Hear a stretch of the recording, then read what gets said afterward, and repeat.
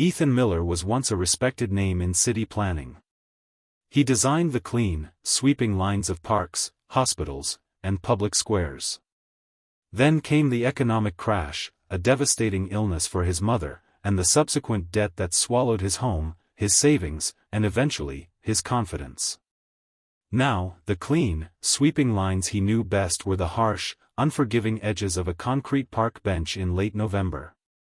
The biting wind whipped through the gaps in his thin coat, and the hunger that gnawed at his stomach had become a dull, constant companion.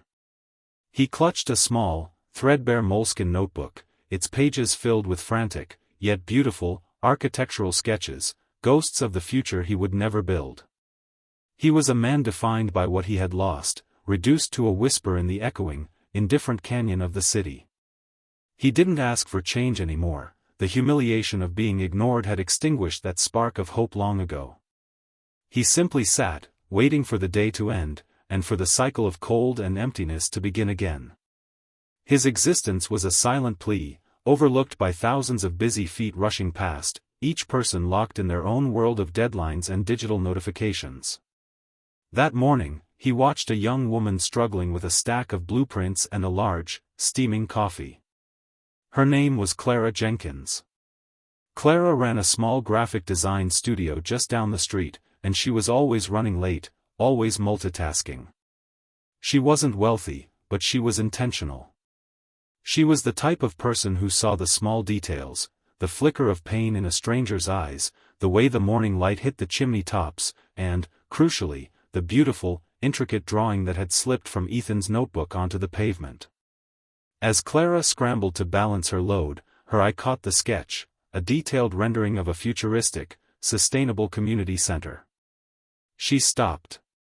Not because she was charitable, but because she recognized genius. She saw the talent, not the tattered clothing. Ethan, seeing her pause, instinctively moved to shield his face, expecting the usual look of pity or, worse, revulsion. But Clara didn't look at him. She looked at the paper. "I am so sorry, sir," she said, her voice clear and genuinely apologetic, bending down to retrieve the sketch. "This is incredible. The detail, the fluidity. Are you an architect?" Ethan flinched at the word. It felt like a title stolen from him. I used to be," he managed, his voice rusty from disuse. Clara ignored the hesitation and the circumstance. She held the sketch, her focus entirely on the work. "This concept of a vertical park is brilliant.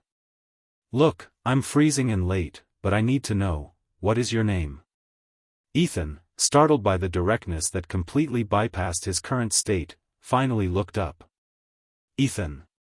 Ethan Miller." Clara nodded, making eye contact for the first time. "Ethan, my name is Clara.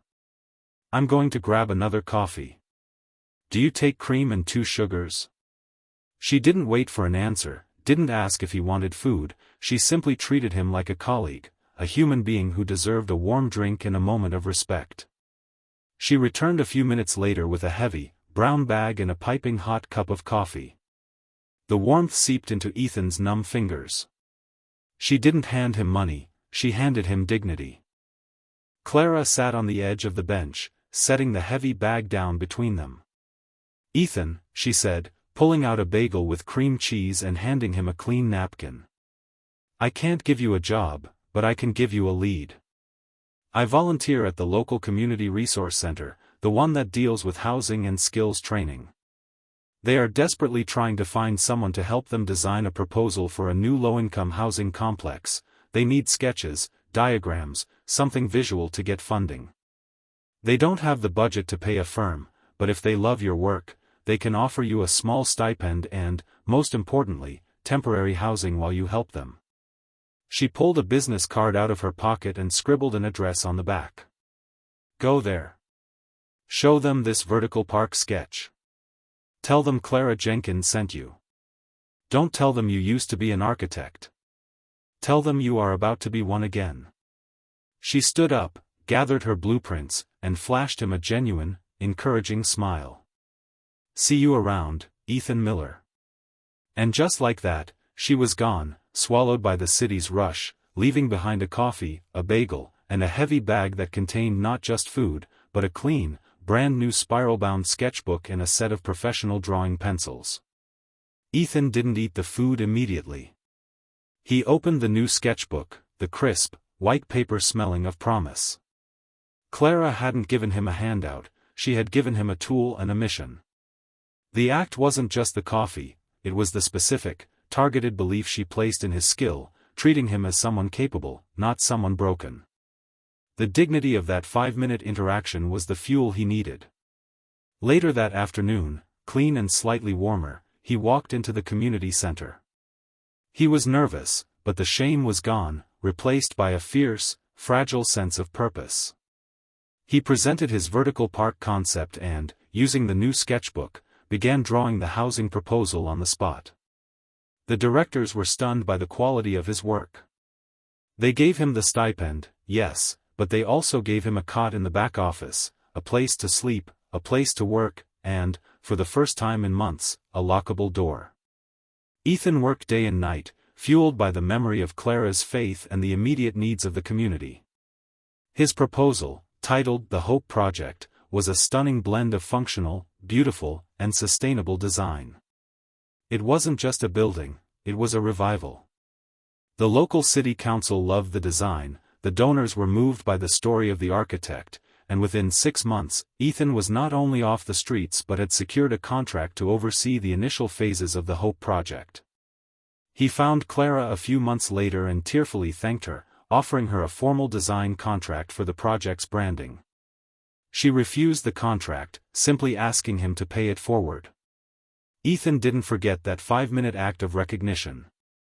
He built his new, small firm, Miller Designs, on the principle of hiring and training people who needed a second, third, or even fourth chance. He went from being invisible to being the man who saw potential where others saw problems.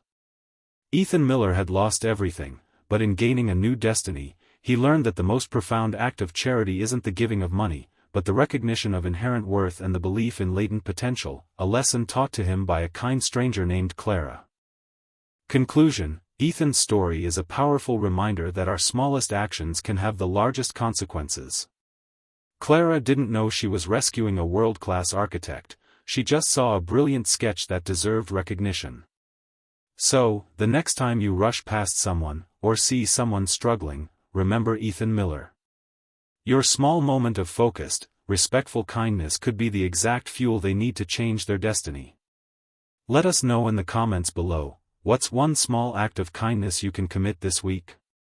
And don't forget to like and share this video, it helps us bring more inspiring stories like Ethan's and Clara's to life.